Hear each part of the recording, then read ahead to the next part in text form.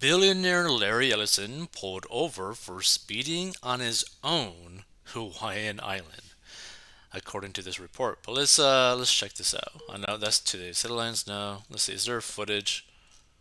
I think there's a footage, right? Yeah, right here.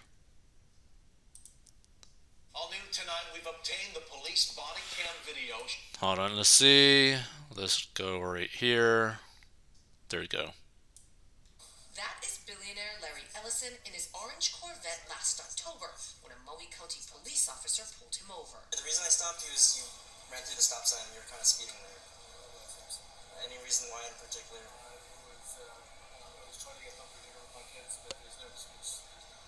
There's no good excuse except for that I own this whole island. Okay, cool. Can see your driver's license, registration, insurance, please. After searching for a couple minutes, Ellison tells the officer he does not have his driver's license on him either. Ellison owns 98% of the island of Lanai. Councilman Gabe Johnson says it is not easy for people there to confront the landlord. Imagine that. Imagine that you're so rich that you own 98% of a total island. Like, that is just insane to me. Like, the amount of money that this individual must have is just insane. But honestly, if I was that rich, why wouldn't I buy an island? You know? Why not have some fun? Communities, as we all know, have let the elites just run wild. Whereas to have one of our own police officers actually do treat him as an equal, just like the way everyone should be treated equally under the eyes of the law. That I'm kind of proud to say, nice job, MPD. John. Yeah, I thought that was pretty good though.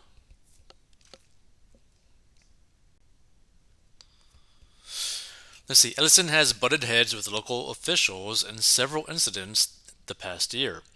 Last month, Ellison's plan to foot the $5 million bill to expand the runway of Lanai's lone airport aroused local opposition from critics who say it will benefit wealthy private jet owners while bringing more noise pollution to the island. In August, a Lanai resident who classified himself as a disabled Native Hawaiian veteran accused Ellison's holding company of blocking his access to a local beach.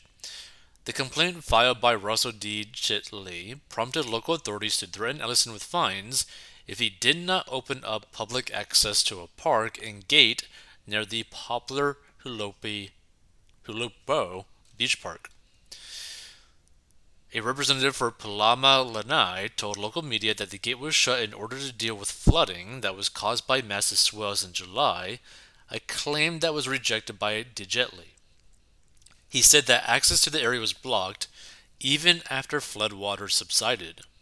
And earlier last year, Bloomberg News quoted several local residents in Lanai who complained about the soaring cost of living, which they say was exacerbated by Ellison's property acquisitions. So let's see some of these comments. Some monumental free publicity for the island. The officer might want to start his job search now. Hey Hawaii, eminent domain in Lanai, wink wink, whatever that is. Remember the Simpsons joke when Homer says I won 3 Hawaiian islands and the good ones and Mr. Burns says done? He owns the island but he forgot to buy the cops. Oh well, hopefully he can pay the ticket. Should we start a GoFundMe to help him? He acted like you're supposed to when you get pulled over. He didn't run, he didn't refuse to show his registration or insurance card, not like some people. Like, here's the thing. That's very true. And it's nice to see someone just be respectful, right? Because, like, the problem when you get pulled over is that if people who get pulled over act really crazy, that's just going to make things potentially way worse, right? And it's just like, oof, like, if I was a billionaire and even if I owned 99% of an island, even though he owns 98, if I owned 99% of the island and I end up getting pulled over for like speeding or something, I'd be respectful too. Like, you just don't want the hassle, You know, you just don't want to have to deal with more nonsense. Let's see. So, if a person owns 98% of the land, they should ensure the remaining residents have adequate access in public properties to ensure a continued normal life. In addition, the hospitals, schools, and parks should be first rate. It is a privilege to be this wealthy and be allowed to keep it. I mean, that's an interesting perspective. Now, for me, the way that I would probably go about it if I was this wealthy, I'd probably buy 100% of the island, buy like some sort of like legal form that would basically allow me to do whatever I want without getting trouble on that island for whatever reason, and then just go and live my life, but not really impede on other people's lives, right? Like maybe I'll speed, maybe I'll do, I don't know, stupid stuff, right? But I wouldn't really necessarily impact other people's lives because you want the community to still function, right? Because the problem is, like, if you were to buy an island that already has people there that are already functioning, like, independently of you, of your life, if you put too much pressure on those people's lives, is going to end up turning around, going back onto your life, making your life more difficult. Like you want to be able to go in and out of whatever you want to do on this island without impeding other people so that you can keep on going in and out whenever you want to, right? Like you just don't want like any hassle. You want the freedom to basically do whatever you want, but also not really affect other people's lives. This person says, totally disagree. Besides, in some states, nuisance fines like traffic tickets accrue to the public education system.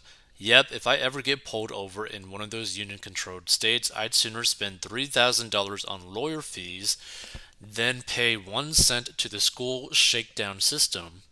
I might even ask the cop, do you know who I am? Also, I'll bet you that in such states, the schools receive 100% of the fine, excluding the illegal court imposed surtaxes, rather than just the net proceeds. For a ticket contested in court costs, the lawyer bureaucrat who hears the case might chew up 95% of the fine, yet the school system will still receive the full amount.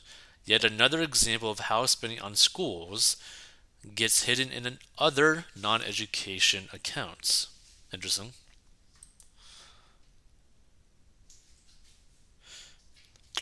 Let's see. Nice to be a billionaire. Happy face star eye emoji thing. Whatever that is. Hawaii should not even be a sovereign U.S. state. 4 electoral votes divided between the USN and Dole Foods. So I don't really care that Obama might have been born there. Interesting. A citation? I could buy this island. You know that? Oh wait, I already did.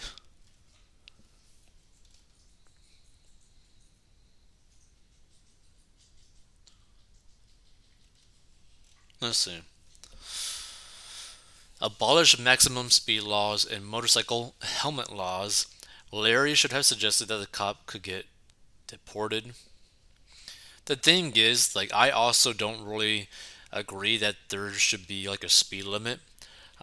Now, the motorcycle helmet thing, that's kind of interesting because it's like, I feel like if you're on a motorcycle, given enough speed, pretty much you're just gonna like be done, right? You're just gonna be done. So would a helmet change that?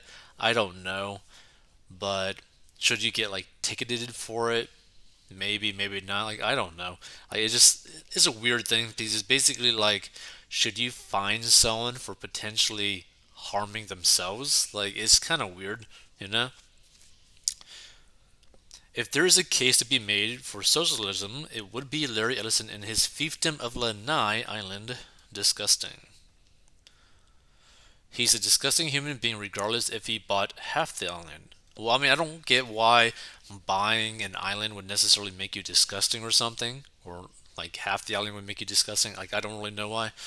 I mean, I don't know. I think it'd be kind of fun to buy an island. Like he's like, hey, I just bought an island. Woo.